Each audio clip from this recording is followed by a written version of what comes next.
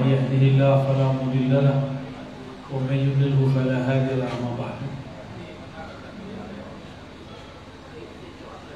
Puji syukur kepada Allah kita panjang, salawat kepada baginda Rasulullah sallallahu alaihi wasallam kita sampaikan. Para masyayikh, para buya, atau ayah Buya Mazmun Sya'rani hafizahullah, semoga beliau istiqamah dalam berjuang melestarikan ajaran pendahulu beliau. Begitu juga para pengurus, para guru, para ustaz.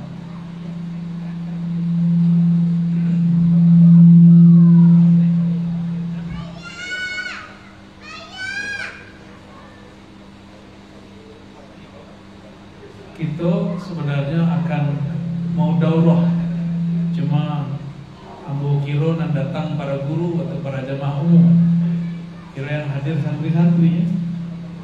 Kalau santri tidak mungkin daurah kecuali pakai kitab. Mungkin ke depan kalau kita berdaurah, daurah ngaji kitab, ya insya Allah. Jadi masing-masing santri pegang kitab, untuk itu syarah kitab-kitab.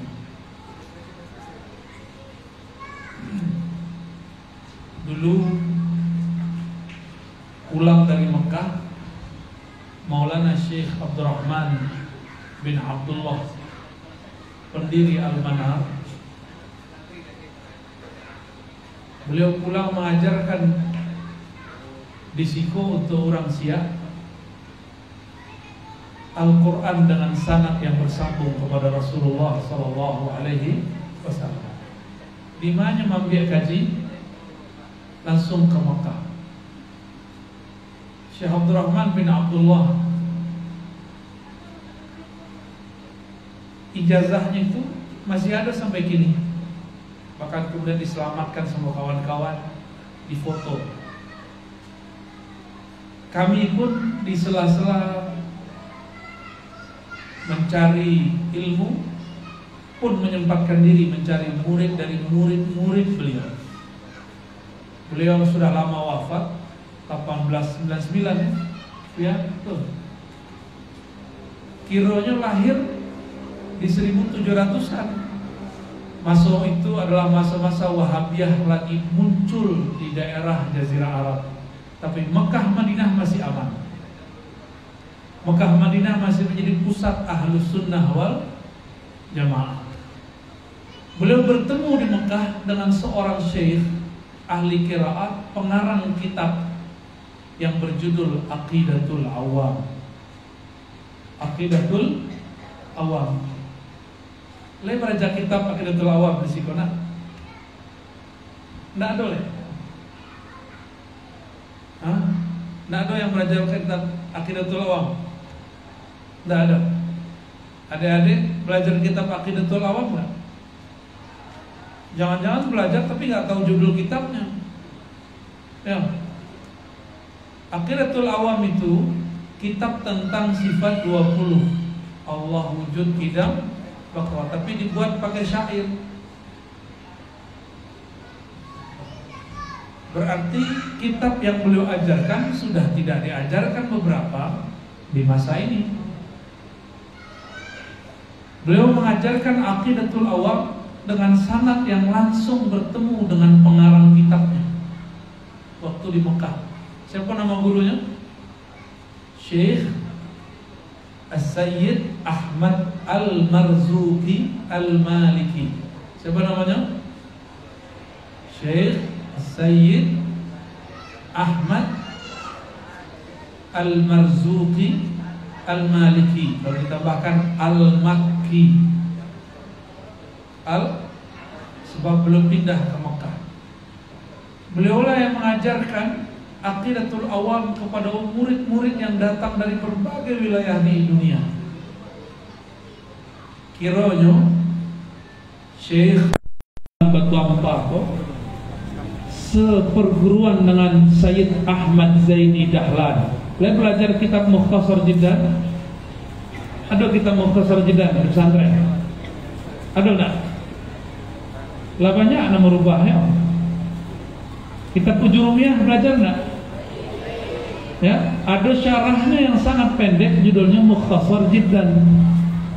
Masih belajar enggak? Aliyah. Tapi kalau Mukhtasar Jiddan seharusnya senawiyah tuh levelnya, bukan untuk aliyah. Kalau aliyah itu sudah dekat-dekat ke alfiyah. Tapi ala kulli hal, perlu diketahui pengarang Mukhtasar Jiddan itu seperguruan sama orang yang berkubur di dalam itu, Syekh Abdurrahman bin Abdullah, seperguruan. Nah, nanti kita buka Syekh Sayyid Ahmad Zaini Dahlan, pengarang kitab Mukhtasar Jiddan itu, beliau punya murid. Muridnya bernama Syekh Ahmad Khatib Al-Minangkabawi. Tahu? Tahu Syekh Ahmad Khatib? Ya. Tapi Syekh Ahmad Khatib lebih banyak belajar kepada murid Sayyid Ahmad Zaini Dahlan, namanya Sayyid Bakri Syatal, pengarang kitab fikih, judulnya I'anatul Talibin. Masih belajar? Kelas berapa?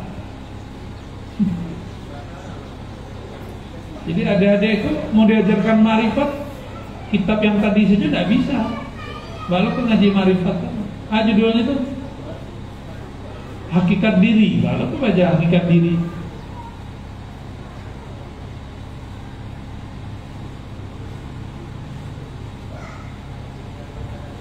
Jadi Said Ahmad Zaini Dahlan seperguruan yo Syekh Abdurrahman Batu Ampah sih.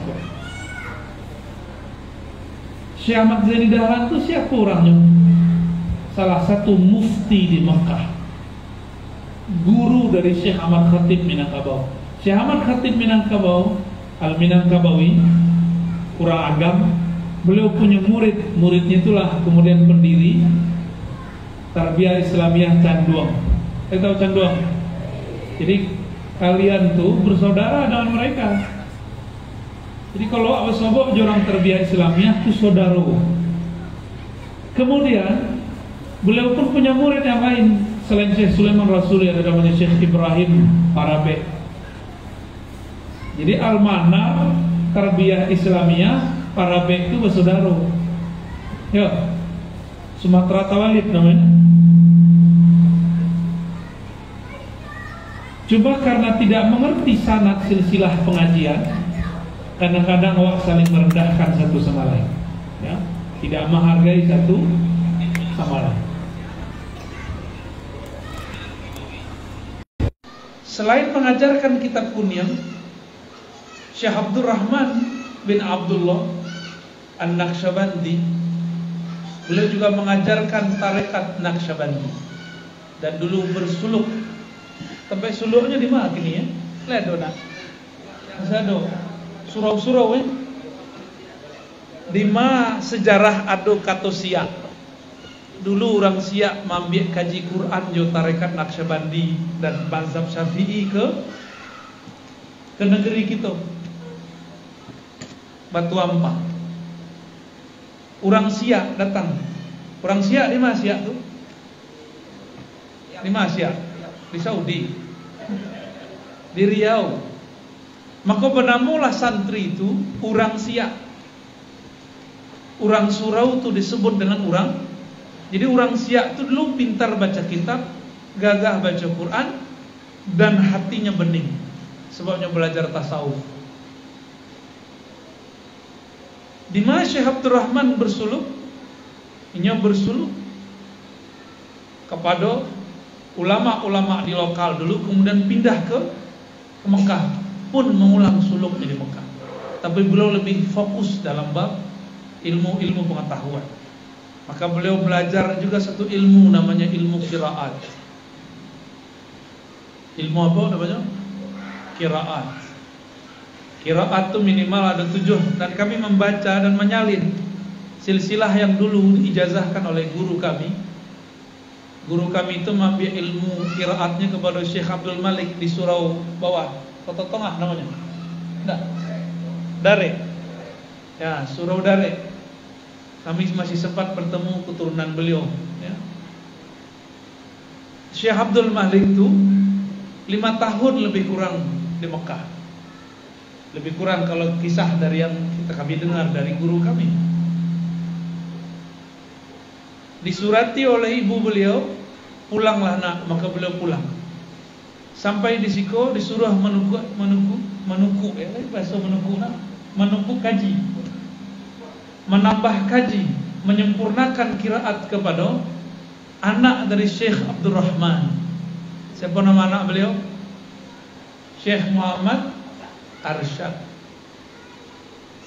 Muhammad Arsyad itu banyak yang ulama, ada Arsyad Al-Banjari, ada Al-Bugisi, ada lo Arsyad tempat-tempat yang lain, ada Arsyad At-Tawil.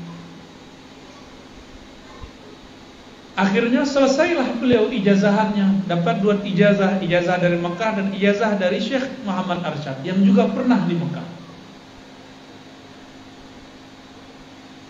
Suatu kali berkisah almarhum tu ayah Abuya Sya'rani.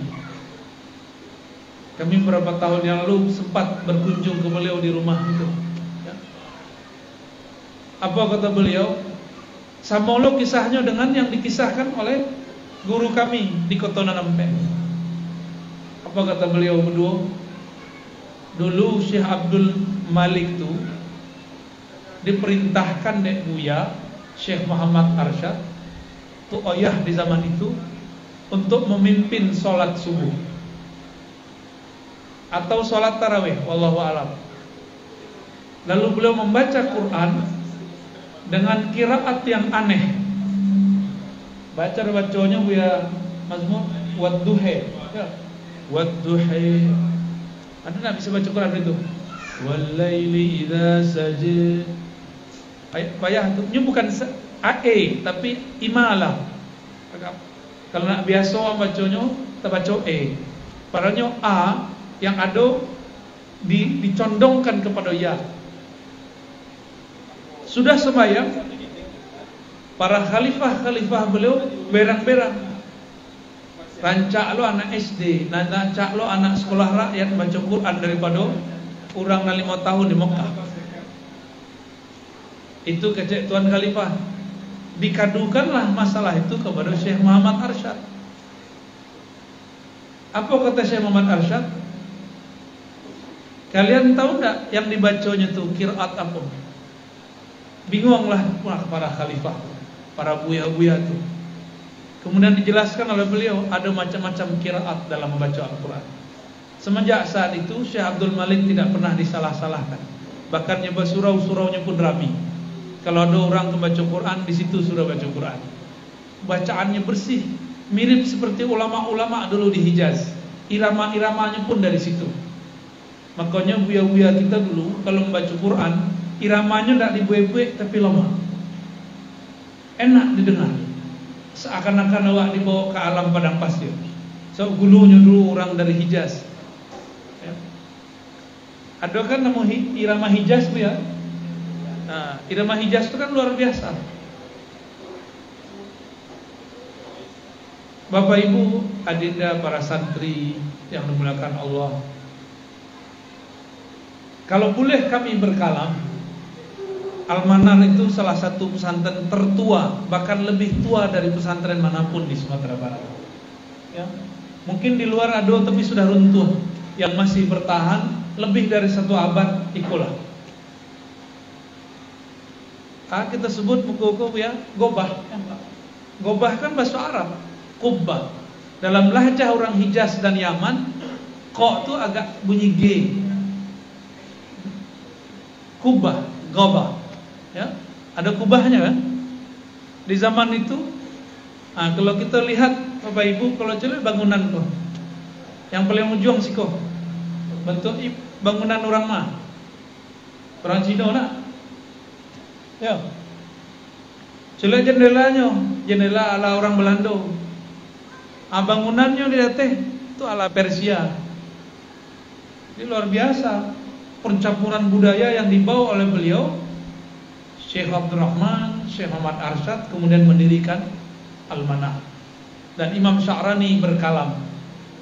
Kan ada tu Oyah Sya'rani. Kalau kau Imam Sya'rani, apa kata Imam Sya'rani?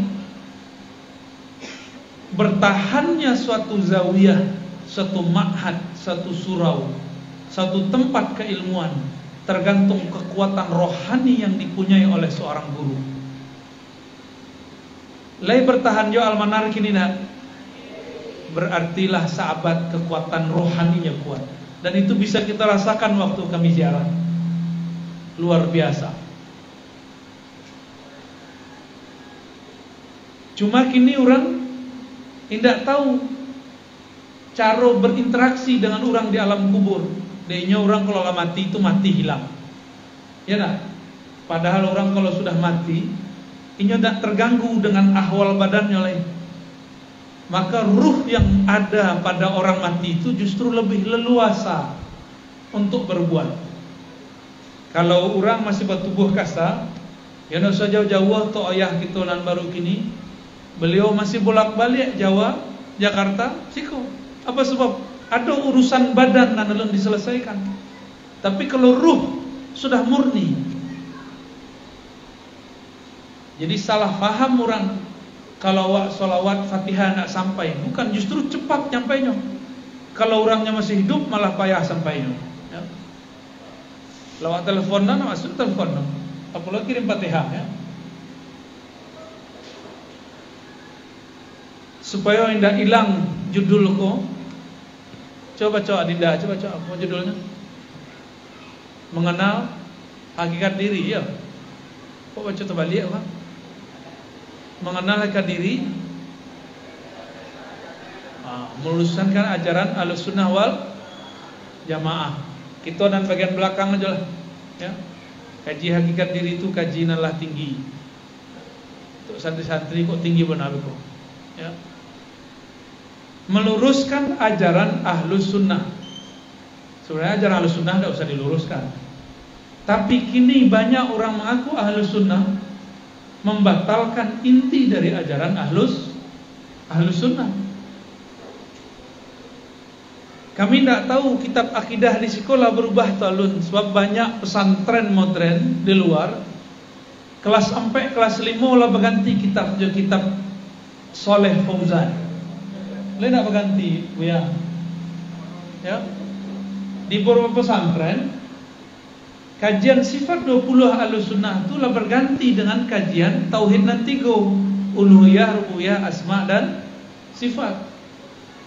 Dengan tauhid itulah mereka menyesatkan ulama-ulama sufi. Dengan tauhid itulah mereka menganggap kalau ziarah model kita itu bertawassul itu syirik. Maka maksud dari meluruskan itu, kita harus paham yang dimaksud Ahlussunnah itu siapa. Ya, kau baru ngaji Ahlussunnah lalu ya, habis tahajud malam jago.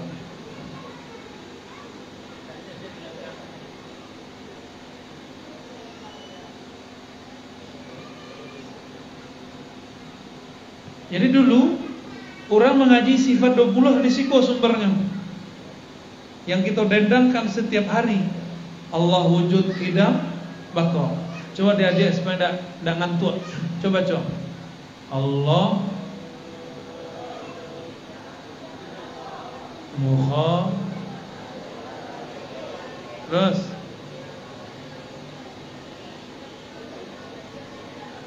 ulang lihat.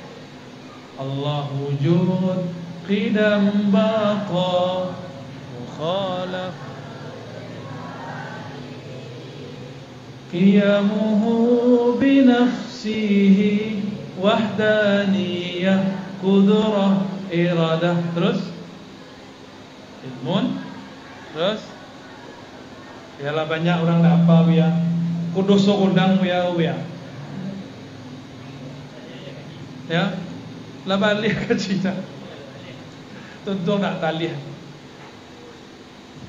Dulu orang mendendangkan itu di Siko, bergema sampai ke semua surau-surau dan madrasah-madrasah di daerah Kabupaten 50 kota, bahkan sampai ke Siak, sampai ke Malaysia. Orang dulu menyantri di Siko, ambil kaji guru di Siko. Maka mau berharap nanti kitab Aqidatul Awam yang sudah disyarah oleh Syekh Nawawi Al-Bantani Itu pun kawan daripada Syekh Abdurrahman Batu Ampar. Kalau bisa diajarkan kembali di situ. Pak Abu ya, lain sepakat. Nang kelemak dia angku semah, merubah-rubah kitab. Tidak merubah, mengembalikan. Kami payah mah pakai asesor segala macam. Dah, tak usah lah berarti. Ambo berulang balik menyampaikan. Pesantren itu dulu bukan bangunan. Dulu kalau orang mengaji, kabuya di mana mengaji? Tidak di lokal, di mana mengaji dulu? Di surau. Le ada aja kita bersurau dah. Le ada aja ngaji kitab di surau. Kitab ngaji di surau. Sebutkan apa aja? Fikihnya apa? Nggak tahu judulnya. Kami lah ada isinya aja ya. Halaman depannya ada P dong. Apa lagi? Masih ngaji? Jam berapa ngaji di masjid? Di jam sekolah atau di luar jam sekolah? Di jam sekolah? Di luar. Lai tak lolok? Lai lolok? Lai bolos? Tahu tak kalian? Kami dulu sekolah di Man. Ambo sekolah di Man. Man Kota Nonompek, tahu? Setiap orang ngaji kitab di surau Tanjung Godang, ada namanya surau Tanjung. Kami bolos untuk ngaji kitab. Tak tahu kalau santri kini bolos supaya nak ngaji kitab. Yo, belain bang.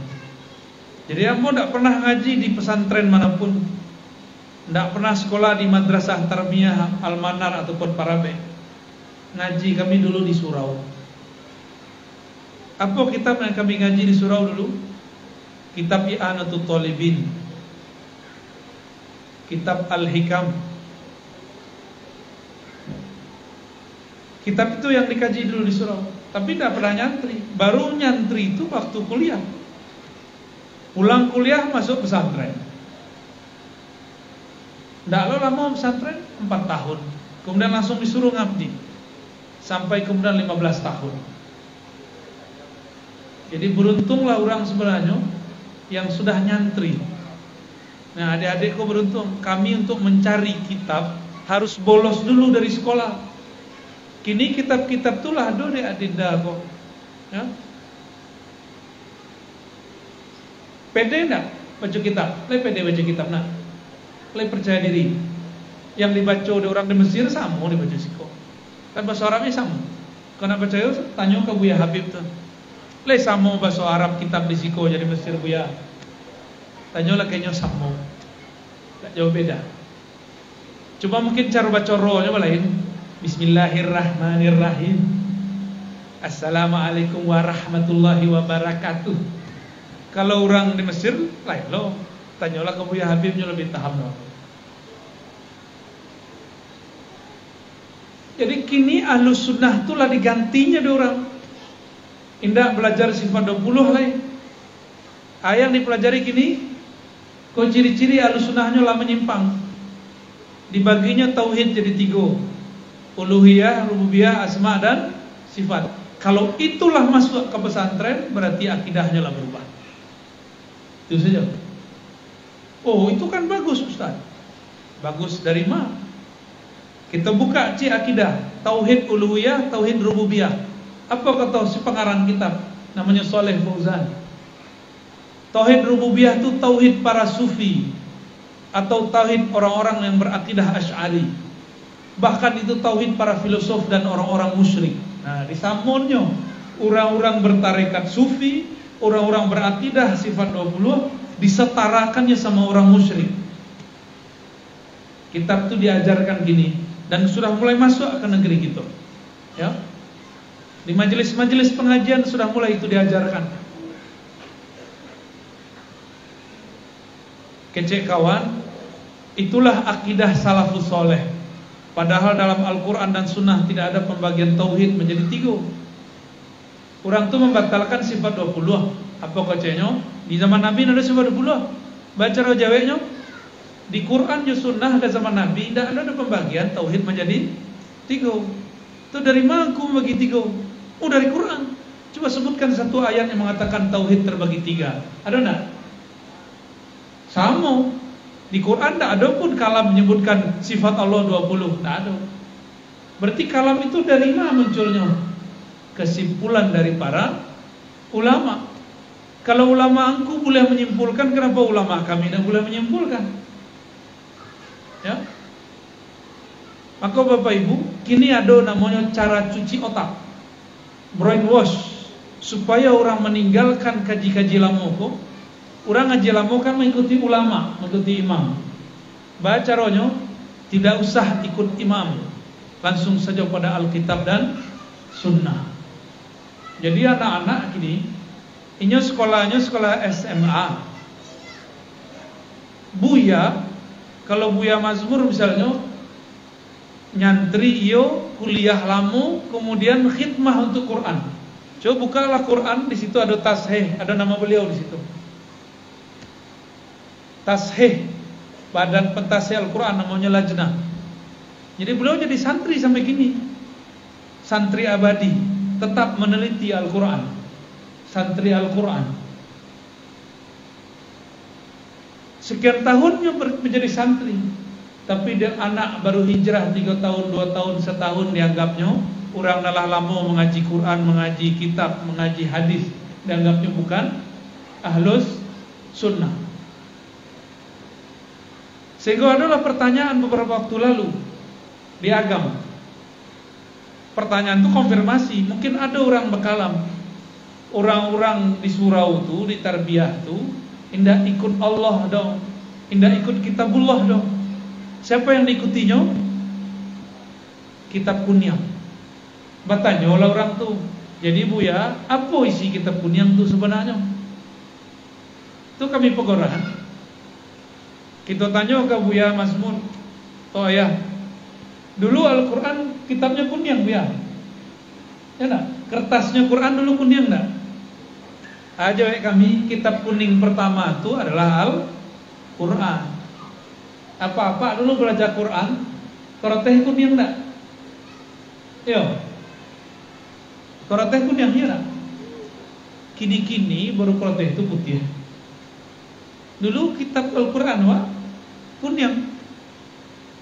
Tapi jamaah awam kok kemudian dicuci otaknya. Tidak boleh ikut imam. Tidak usah ikut ustaz-ustaz tu yang baca kitab kunyang. Kita langsung saja kepada kitabullah warnanya putih. Itu namanya konyol. Tahu konyol nak? Tidak tahu sejarah kertas, bahwa kertas itu dulu warnanya kunyang. Kalau kurang kita dari Mesir ada namanya kertas papirus. Ya enggak? Kertas papirus itu warnanya kuning. Dulu kitab-kitab semuanya ditulis dengan tulisan semua bahasa apapun dan kertasnya kuning. Jadi apa isi kitab kuning? Nah, itulah yang kita pelajari di siko. Menjelaskan Al-Quran dan Sunnah. Jadi Bapak Ibu kalau ditanya orang apa isi kitab kuning, menjelaskan isi Al-Quran dan Sunnah. Itu makanya adinda kita belajar. Latihan bab meluruskan, baru kita masuk. Adik-adik kalau lo lah ya. Mengenal hakikat diri. Salah satu kitab favorit ulama kita dari dulu adalah kitab Ihya Ulumuddin. Ada orang ngaji kitab Ihya Ulumuddin di Kabupaten Bogotana. Ada Buya Pria le majar. Alhamdulillah. Buya Habib enggak. Di kitab Ihya dan kitab-kitab beliau yang lain, Kimia Us-Sa'adah, Imam Ghazali bertanya ke muridnya, wahai murid, siapakah yang disebut diri? Apakah nan duduk di muka aku? Nan panamo fulan bin fulan, tak tulis namanya di buku, tak tulis di KTP. Apakah itu yang disebut diri? Itu pertanyaan beliau kepada murid-muridnya. Ar-Razi Hashim, itukah yang disebut diri? Yang tubuh kasa aku? Kalau tubuh kasa itu, tubuh fisik, Kalau nyo makan, ayang dimakannya yo nasi. Kalau minum, ayang minumnya yo air. Ya nak? Adinda aku masih minum air. Ya, masih makan nasi. Patulah banyak nisyannya. Man akala nasi kasura nisyanuhu. Lah itu artinya nak, siapa yang makan nasi maka banyak lupanya. Tidak bisa dihafalkan ya. Man akala an-nasi kasura nisyanuhu. Selamat lupa ya. Kalau yang disebut diriko tubuh kasa, diriko lahir tahun sekian, akan wafat tahun sekian. Makanannya fisik. Itukah yang disebut diri? Kata Imam Ghazali, coba engkau tanya kembali. Kalau engkau sedih, apakah tubuh fisik itu yang sedih? Jika engkau gembira, apakah tubuh itu yang girang? Bapak Ibu, kalau jatuh cinta itu di badan atau di luar badan? Atau di dalam badan? Di dalam, Yona. Kok di dalam itu bisa diceliak-celiak? Bisa enggak? Di mana letak cinta? Kalau ada orang menikah, ada orang susah hidup, ada orang menikah, sama-sama menangis, ya enggak? Orang terjepit hidupnya, bermasalah dompetnya, menangis untuk makan. Ada cek lain, orang akan nikah, aku nikahkan engkau, dijawab aku terima, menangis lah. Jadi menangis kok tanda apa? Tanda sedih atau tanda bahagia? Kalau tinggal kelas nangis enggak? Tuh tanda apa nangis tuh? Sedih. Kalau putus cintrong nangis enggak? Ya, betul lah, tahu aja cinta ya. Lah tahu aja cinta nak. Kalau kita sedih menangis, bahagia menangis, berarti air menetes itu bukan pertanda bahwa seseorang itu sedih dan bahagia. Sebab tubuh itu sangat terbatas ekspresinya. Maka untuk mengenal diri harus berpindah dari tubuh dan kasako kepada tubuh yang lain. Di dalam hadis yang sahih kita mendapatkan kalam, inna ahadakum yujma' khalquhu fi batni ummihi arba'ina yawman. Kamu itu dimulai penciptaannya di dalam perut ibunya 40 hari. Lalu menjadi nutfah lah 40 hari itu, menjadi darah lah, lalu menjadi daging. Selesai itu yukmar ya, ada diperintahkan malaikat ya. Diperintahkan malaikat untuk meniupkan ruh di situ. Berarti sudah ada ruh sebelum tubuh, benar tak? Sudah ada ruh sebelum tubuh. Dengan ruh itulah faja'alnahu sami'an basira. Ya. Berkata Allah dalam surah Al-Insan, hal ata 'alal insani hinum minad dahri lam yakun syai'am mazkura. Orang kita kan punya tradisi membaca surah sajadah setiap Jumat, ya enggak? Tapi kurang sunnahnya cik. Surah sajadah dibaca 2 rakaat, padahal surah sajadah itu dibaca di rakaat pertama, rakaat kedua Al-Insan. Begitu kalau ikut sunnah.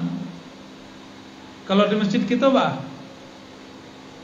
rakaat pertama sajadah, rakaat kedua penghabisan. Ya. Kalau enggak orang bego menggigit kakinya. Enggak bagai itu. Coba praktekkan. Rakaat pertama sajadah, tapi bacanya jangan bentuk orang tilawah musabaqatul Quran. Ya. Kalau pakai musabaqah itu lama bacanya. Pakai Mbak Yati, Mbak Nawa, Mbak Yati, Mbak Nawa, Uni Nahawan, Udah Hijaz. Yo, lama baca Qurannya. Pakai tartil, warattilil Qur'ana tartila. Pasti sebentar. Di ayat pertama surah Al-Insan yang mestinya dibaca setiap subuh rakaat kedua hari Jumat, hal ata alal insan minad dahri lam yakun syai'an madhkura. Apakah telah datang kepada manusia kabar? Kabar apa? Suatu suatu masa minad dahri, daripada suatu dahar. Dahar itu masa. Lam yakun syai'an mazkura, ia belum disebut sebagai insan. Jadi kita ada suatu masa tidak disebut sebagai insan. Sebutan waktu itu sebutannya ruh.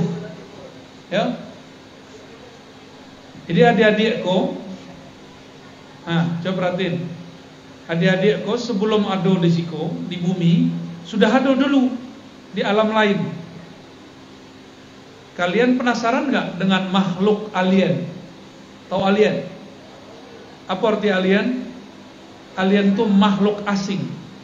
Makhluk asing itu bukan jin, bukan makhluk-makhluk bertopeng-topeng seperti di film Star Wars. Ya, makhluk asing itu adalah kita. Dari mana kita tahu kalam itu? Dari kalam Sayyidina Nabi sallallahu alaihi wasallam. Apa kata Nabi Muhammad sallallahu alaihi wasallam? Kun fid dunya ka'annaka gharib. Jadilah engkau di dunia seperti orang yang gharib. Gharib itu orang asing, bahasa Inggrisnya alien. Gharib, pendatang yang singgah. Kini pesawatnya pada mau tubuh. Jadi tidak usah dibayangkan pesawatnya bentuk piring terbang. Kalau orang tanpa nyebut piring, ini pinggan dah ya. Ya pinggan. Kalau semua orang kata nampak. Pinggan ya. Kalau yang ketek apa namanya? Koha. Pinggan. Nama dah? Cipia. Lah tambah kosakata wajib.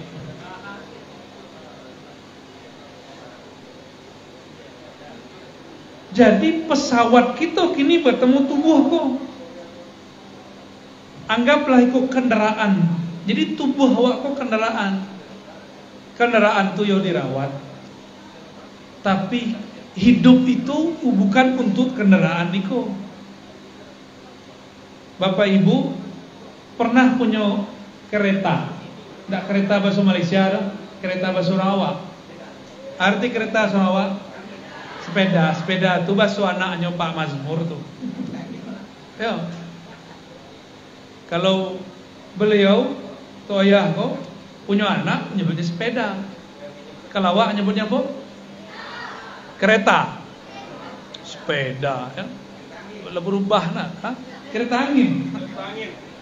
Boleh itu. Naik kereta. Kalau kereta rusak diperbaiki ya nak. Kalau tubuhku ya jadi kereta kau rusak, kita antannya ke bengke badan mau rumah sakit. Tapi kalaulah patah badan di kereta tu, tidak bisa dipakai lagi dirocak jo, lagi dirocak aja nak, tidak lagi ganti sepeda. Paham tidak analognya, kiasnya paham tidak? Allah itu agih badan sekali saja. Kalaulah rusaknya serusak-rusaknya, tubuh tu mati. Kalaulah matinya, orang nan merocak tubuhku, nyo akan melanjutkan perjalanan kepada masa dan lain, alam dan lain. Maka ada namanya kuburan oto. Ya. Jadi kalau adik-adik itu pergi ke rumah tu ayah di Parung, sebelum ke Parung tu suok kida ada beberapa bengke disebut kubu oto. Saya tahu kubu oto, kerangka oto aja di situ. Jadi oto itu sama aja badanku. Kalau lah rusak di dalamnya, walaupun luarnya masih bagus, jantungnya lah rusak, mesin konya lah rusak, makanya ditinggal. Apa maksud kalam kami? Tubuh kita kok kendaraannya ruh. Inyo sedang mengendarai tubuh kok ini. Jangan tabaliak. Jangan sampai tubuh iko yang mengendarai ruh. Tubuh tu makanannya apa cako? Nasi. Apa lagi? Air. Le ada tubuh makan piti. Tapi jo piti tubuh bisa makan. Ya enggak? Maka hidup kita bukan untuk tubuh. Hidup kita untuk ruh. Karena ruh tu lah yang membuat kini adik-adik aku bisa mendengar. Ya. Faja'alnahu sami'an basira. Setelah ditiupkan ruh ke dalam badan, janin di dalam tubuh tu tadi itu baru bentuk boneka lah. Ketika ditiupkan roh, barunya bisa mendengar, barunya bisa melihat. Jadi yang mendengar kini itu talingo atau sama. Tahu sama? Apa arti sama? Sifat makna yang ada di dalam diri. Tugasnya mendengar. Le bisa telinga mencolia, le bisa mata menongak, le bisa perut berpikir. Jadi jangan salah magih kaji kepada badan. Itu maka tadi kami pisah, ya. Kaji pertama, kaji kedua. Semoga adinda-adinda itu bisa mengikutinya pelan-pelan. Baca kitab kama turunnya. Makanan apa tuh? Makanan otak. Lai sampai ke kolbu? Tidak. Maka kalau orang cuma sekolah tinggi, tidak belajar ilmu kolbu, otaknya cerdas, kolbunya kosong, maka masuklah iblis di situ, berubah orang koma jadi sombong. Makanya kalau orang belajar agama, hijrahnya, pemahamannya hijrah. Dari orang awam kemudiannya belajar agama. Tapi kalau cuma belajar zahir dari agama, kolbunya belum diajari cara berzikir, maka orang itu akan ikut sombong. Dulunya suka menyalah-nyalah orang, tapi menyalahan dalam bab politik, dalam keseharian. Kalau ini hijrah belajar agama, kolbunya nak dibersihin, nanti yang salahkan orang beda faham. Kalau banyak gini, orang inyo tobat keceknya, tapi orang tambah banyak dimusuhinya. Katanya beragama, tapi tambah banyak orang disalahkannya. Artinya orang masih sibuk dengan orang lain, belum sibuk dengan dirinya. Jadi yang mendengar tuh bukan telinga itu. Apa buktinya? Adik-adik kau pernah mimpi nak? Lah mimpi basah lun. Lah tahu mimpi basah? Mimpi itu siramnya iya. Lah mimpi basah? Oh berarti lah bisa mandi wajib tuh. Yo, malu-malu aja kalian lah. Mimpi basah, tidak usah mimpi basah. Mimpi. Kita bermimpi. Di dalam mimpi itu melihat sesuatu nak? Mata tapi ciang, tapi kita bisa melihat. Joa awak melihat. Ndak jo mata iku. Dalam tidur tuh telinga tertutup, tapi kok bisa mendengar. Dengan apa kita mendengar?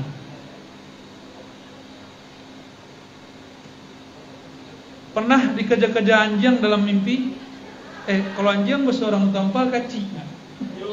Buruk na bahasa orang nak. Goci.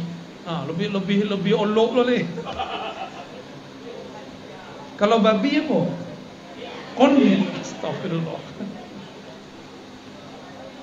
Yang mana buruk na istilah nak koni. Pernah tak mimpi dikejar-kejar oleh binatang? Pernah. Takut nak? Takut. Rasa takut tuh di mana? Di badan atau di perasaan? Perasaan tuh sumbernya, itulah ruh. Karena sebenarnya kita tuh lebih banyak urusan ruhnya daripada badan. Sekali saja kita kemudian fokus kepada otak, fokus kepada badan, ruh tersiksa. Bakatolah Nabi, ad-dunya sijnul mu'min. Dunia itu tubuh gitu kok, pikiran gitu kok menjadi penjara bagi seorang ruh, orang beriman. Jadi ruh itu terpenjara. Yang memenjarakannya bacaan, pandangan. Masih ingat nggak Ashabul Kahfi? Masih ingat? Berapa tahunnya lolo? 309 tahun. Le makannya nak? Le minumnya? Mati atau hidup? Berarti untuk hidup itu kalau Allah izin nggak perlu makan, nggak perlu. Le percaya enggak? Tapi nanti belakang mama nggak percaya loh. Ustaz kena otak. Malah ada orang hidup tanpa makan. Ya. Kalau kurang percaya coba raso-rasoan. Awak kalau ndak puasa jam 7 lah lita, ya nak? Tapi kalau awak puasa jam 12 siang lapar nak? Hah? Adik-adik kalau berdebatnya ikhtalafa ulama batu ampar. Berselisih pendapat ulama almanar. Kalau jam 12 orang puasa lita atau ndak? Ada yang mengecek dia, ada yang mengecek ndak. Ya, sedang demo tuh Pak Ustaz. Kami jangan boleh jangan dipas-pas aja puasa ya. Tapi coba tanya kebanyakan orang yang berpuasa. Ketika berpuasa jam 12 siang lapar nak? Enggak. Lemas iyo, lapar tidak? Yo.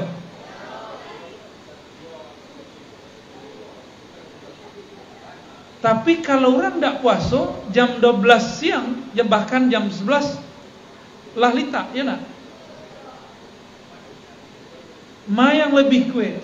Mana yang lebih kuat, orang yang berpuasa atau orang yang makan? Itulah kunci keberhasilan Ahlul Badar. Ahlul Badar itu belum makan, tapi berperang dengan kaum Quraisy. Ya nak? Berapa jumlah Ahlul Badar? 313. Jumlah orang-orang kafir lebih dari 1000. Kalau kita anggapnya 1000, berarti 1 lawan 3 orang. 1 kok tidak makan, berarti 3 kok makan, kalah. Jadi Bapak Ibu, tidak usah khawatir santri-santri kita di asrama. Ini masih makan 3 kali sehari. Tapi kalau ingin santri kok kuat lahir batin, ajarkan puasa Senin Kamis. Ya, lain tidak curi-curi. Lain estek-estek. Pura-pura lupa. Tapi no maye, awak lupa puasa. Sengaja.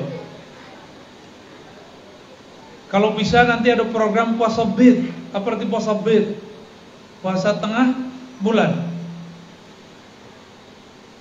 Kami dulu waktu nyantri kepada Syekh Ali Mustafa Yaqub di bulan Rajab, bukan hanya bulan Rajab, tapi dulu bulan Zulhijjah, 9 hari. 9 hari itu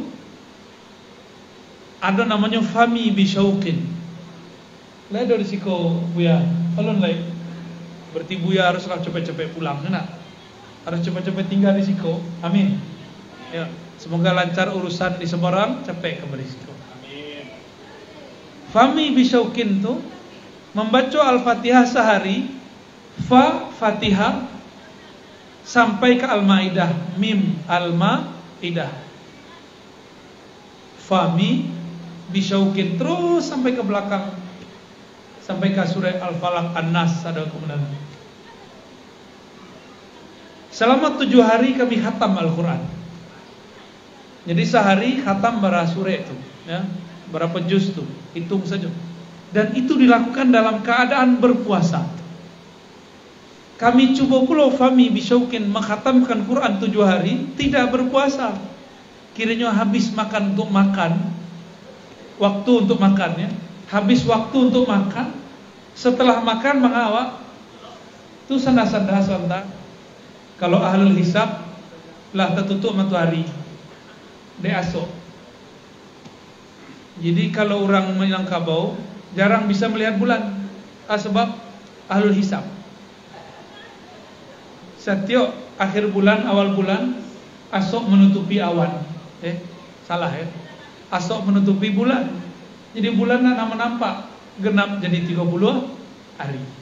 Seharusnya puasa ada 9 hari jadi 30 hari.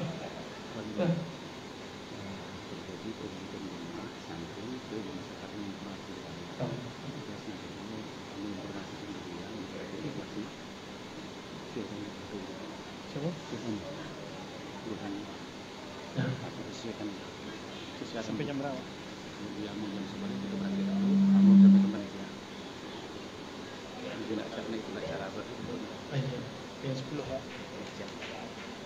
Ada kabar dari guru abang pemegang sanad Al-Quran Syekh Abdurrahman, namanya Abuya Dahnar Abgu Tabeh, Kelurahan Payolanse, Kota Nampe.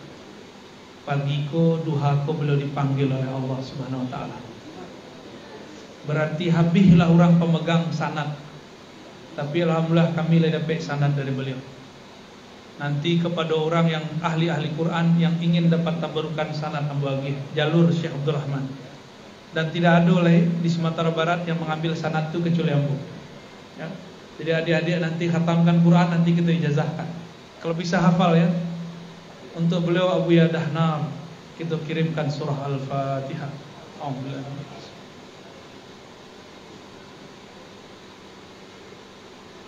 Siratul ladzina an'amta 'alaihim Amin. Mungkin nanti kami sampai sebelum jam 10 ingin minta izin untuk takziah kepada beliau ya. Acara kan masih banyak. Silakan dilanjutkan acara. Kami mohon izin untuk takziah, melihat beliau sejenak. Kalau bisa menyolati beliau, berpamitan untuk terakhir kali kepada beliau. Bapak Ibu yang dimuliakan Allah, kembali ke kaji yang tadi. Itulah yang disebut oleh para ulama gitu, man arafa nafsahu faqad arafa rabbahu.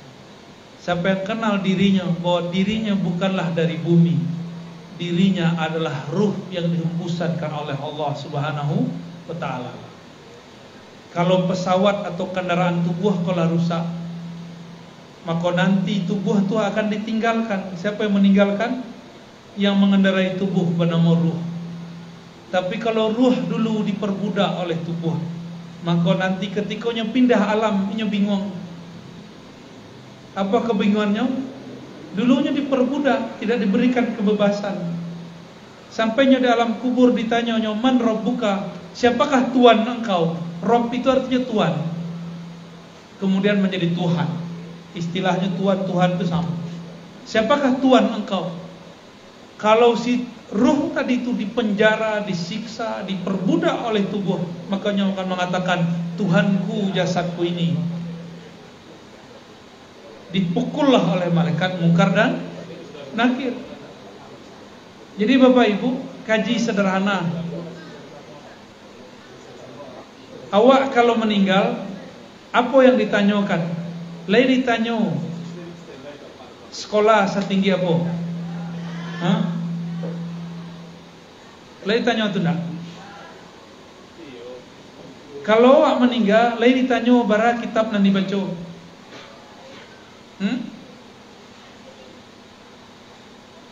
Ada enggak dalam kubur ditanya tuh?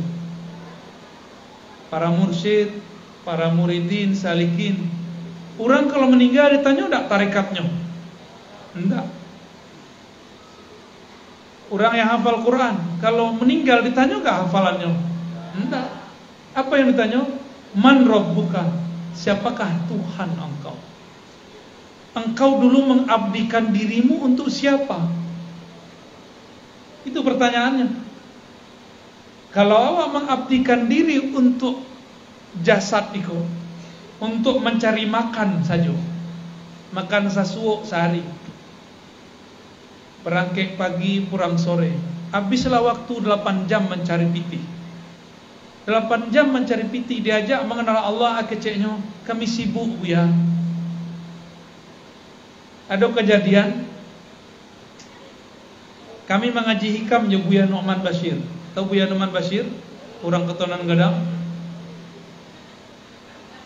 Pindah majelis kami dari satu surau ke surau lain.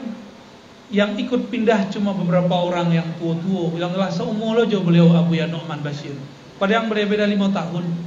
Beliau berumur waktu itu 482. Jamaahnya 70-an. 70 itu tua atau muda? 70. Kecuali angku muda. Kalau angku muda tua namanya angku muda. Ada angku muda sekarang. Angku muda khalis. Nanti umurnya 70, 80 orang manggilnya angku muda ya.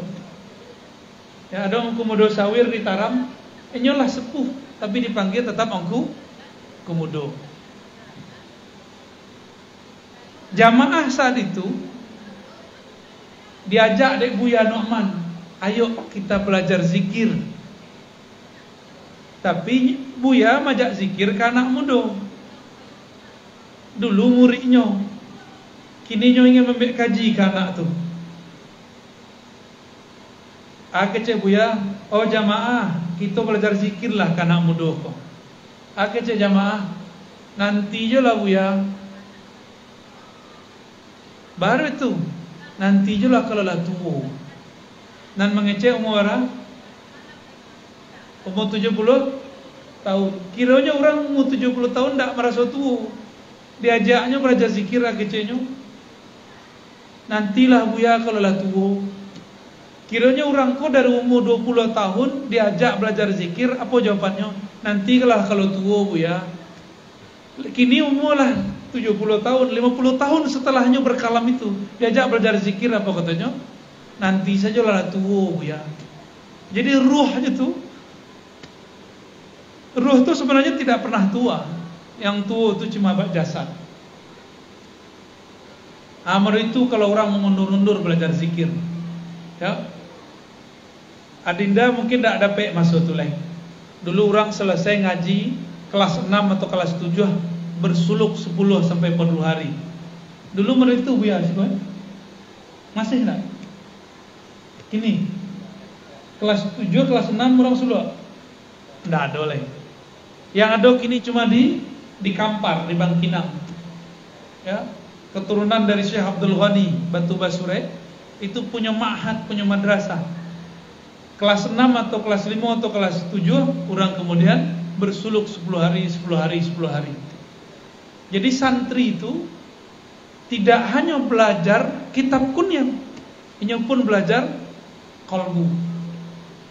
Jadi nado kata-kata model tadi, awalnya 70 tahun diajak zikir akecenya, nantilah kalau tua Buya. Bah kira-kira Pak, lain merasa tua dan datang umur 50 lah. Tua badan, tapi ruh kan tak boleh tua. Ruh itu harus mendapatkan jalan pulang.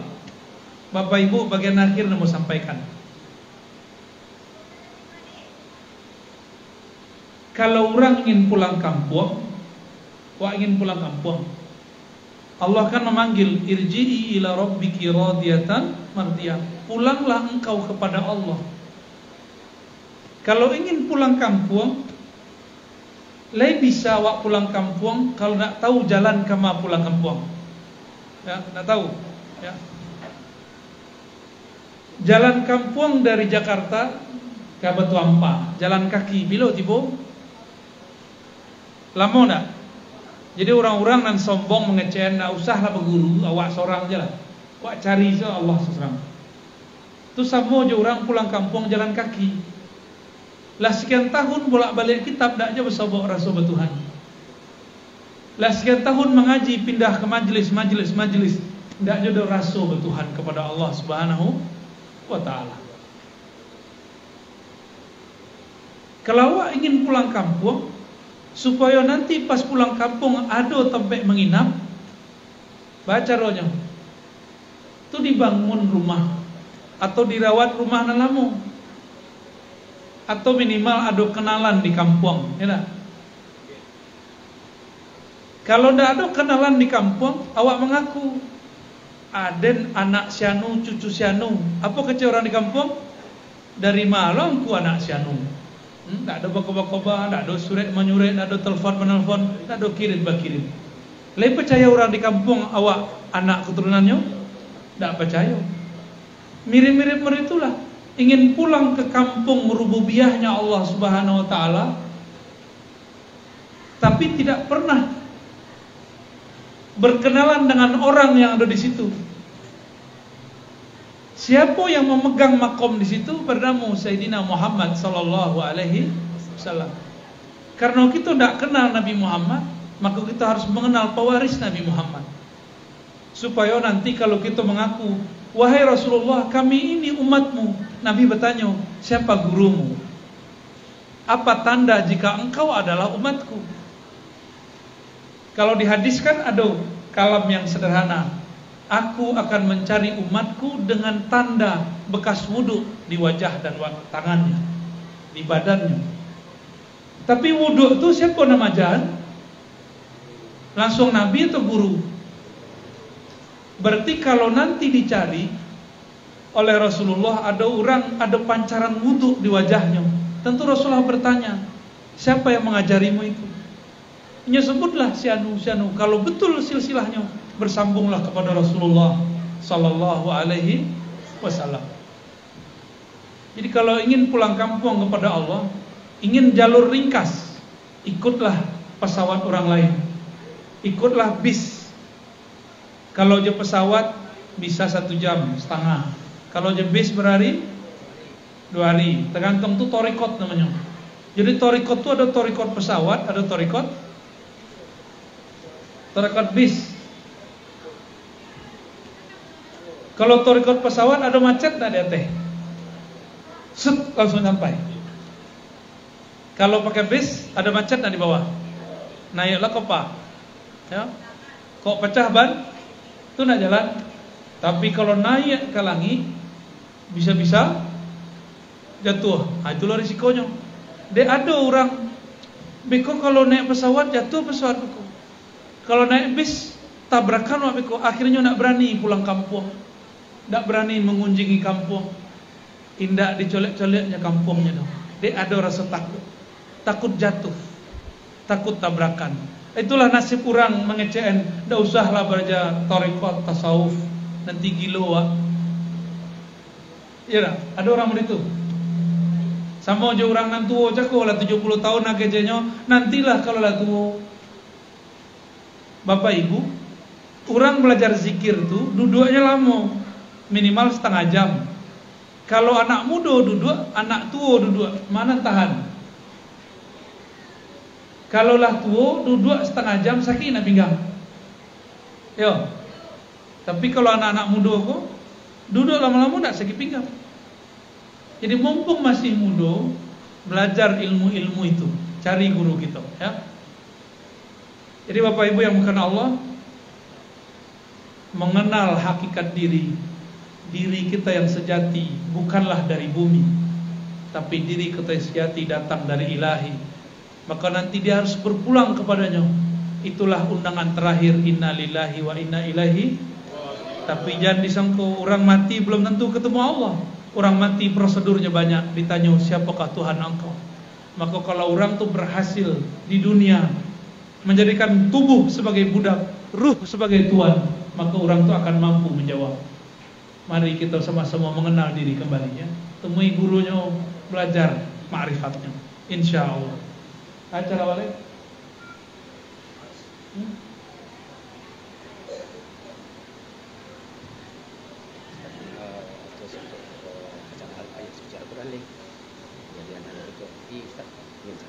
Ya, mutasi.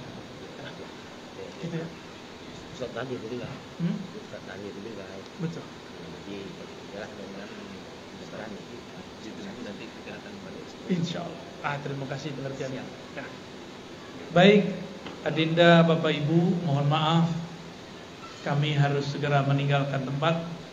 Ingin bertakziah kepada guru, mengantarkan beliau untuk terakhir kalinya. Sekali lagi kami minta maaf dan minta doanya untuk guru kami Abuya Syekh Dahna, ya. Dengan ini kami tutup pengajian kita dengan bacaan salawat Allahumma sholli ala Sayyidina Muhammad. Silakan dilanjutkan acara. Assalamualaikum warahmatullahi wabarakatuh.